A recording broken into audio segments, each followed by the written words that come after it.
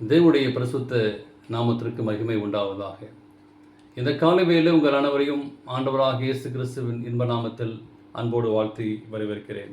நியாயாதிபதிகள் 1ஆம் அதிகாரம் 1ஆம் வாக்கியம் சொல்கிறது, யோசுவா மரித்த பின்பு இஸ்ரவேல் புத்திரர் கர்த்தரை நோக்கி, கானானை எதிர்த்து யுத்தம் பண்ணும்படி எங்களில் யார் முதல் எழுந்து புறப்பட வேண்டும் என்று கேட்டார்கள் என்று சொல்லி நான் வாசிக்கிறோம்.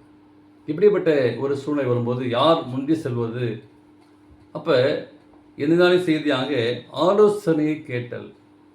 ஒரு ஆலோசனை இல்லாமல் ஒரு காரியம் வெற்றியாக முடியாது.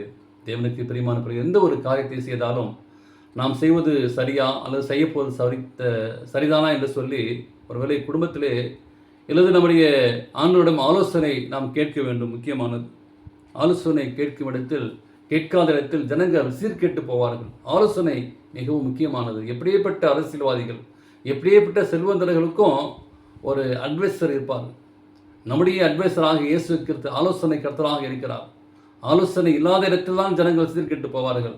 இன்னைக்கு அநேக ஜனங்கள் இந்த ஆலோசனை கேட்கறதில்ல. கடவுள்கிட்ட என்ன செய்யணும்னு சொல்லி திட்டத்தை கேட்கறதில்ல, நம்முடைய திட்டத்தை கேட்கறதில்ல. அதனால் அவங்களுடைய வாழ்க்கை தோல்வியாகி போகிறது. இஸ்ரவேல் கர்த்தரிடத்தில் ஆலோசனை கேட்டார்கள். ஆனால் எப்படி கேட்டார்கள் சொல்லி வேதம் வாசிக்கும் போது, என் வார்த்தைகளால் கேட்டார்கள் என்று சொல்லப்படவில்லை, அங்கே சீட்டு போட்டிருப்பார்கள் என்று சொல்லி அங்கே வேத எழுத்தாளர்கள் கருதப்படுகிறார்கள். புதிய ஏற்பாட்டு காலம் வரைக்கும் தான் அங்கே என்ன செய்தார்கள்? சீட்டு போடுவதன் மூலம் தேவன் மக்களோடு பேசி வந்தார். அங்கே வாசிக்கிறோம், ஊரிம் தும்மியோரை பயன்படுத்தி ஆலோசனை கேட்டிருக்கலாம். ஒருவேளை சீட்டு போட்டோ அல்லது ஊரிம் தும்மினோ கிடைக்கக்கூடிய பதவிகளை மூலமாக கேட்டிருக்கலாம். ஆலோசனை கேட்டார்கள் என்பது தேவனிடம் ஆலோசனை கேட்டார்கள் என்பதுதான் முக்கியம். சீட்டு போட்டாலும் கூட காரிய சித்தி வரும்போது கர்த்தரால் வரும் சொல்லி நான் வாசிக்கிறேன். நீதிமொழிகள் 16:33 தேவனிடம் ஆலோசனை கேட்டார்கள் என்பது.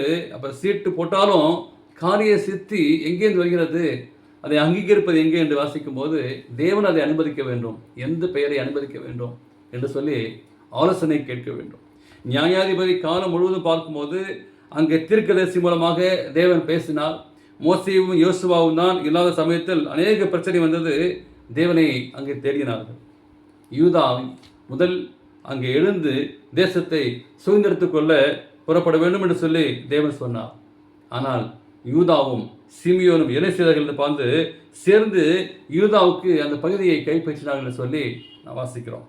கைப்பற்றினார்கள். அந்த அதிகாரத்திலே பின்பகுதி தோல்வி நிறைந்துள்ளது என்று வாசிக்கிறோம். கானானியரை மனாசா துரத்தவில்லை, எப்ராயீமை துரத்தவில்லை, ஆனால் செபுலோனை துரத்தவில்லை, ஆசேர் துரத்தவில்லை, நப்தலி அங்கு துரத்தவில்லை என்று சொல்லப்பட்டுள்ளது. எனவே கொடுக்கப்பட்ட தேசம் முழுவதையும் அவர்கள் சுதந்திரத்துக் கொள்ளவில்லை.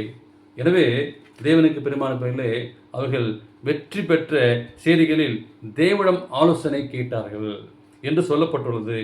தோல்விகளில் அவர்கள் ஆலோசனை கேட்ட பொழுது அவர்கள் ஒன்று மட்டும் விளங்குகிறது, தேவனுடைய வழிநடத்தல் அங்கே இருந்தால் வெற்றி கிடைக்கும். இல்லையெனில் தோல்விதான்.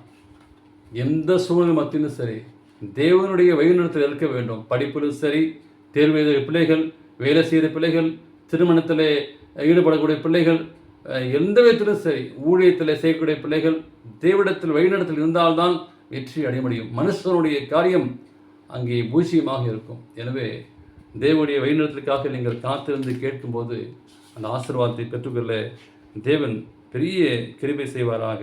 ஆமென்.